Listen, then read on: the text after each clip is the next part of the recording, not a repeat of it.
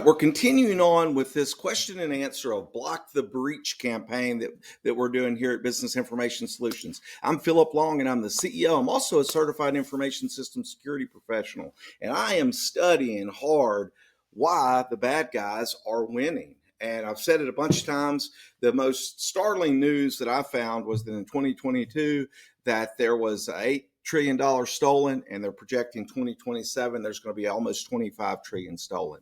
So this ride ain't over. We better get after it. First off, is what I believe is one of the biggest problems is that people aren't putting together the internal team, the stakeholders, the HR department, the IT department, the owner department, the operations department. They're not getting these people together and putting together a plan where they can communicate in order to make this a real issue and get to real solutions.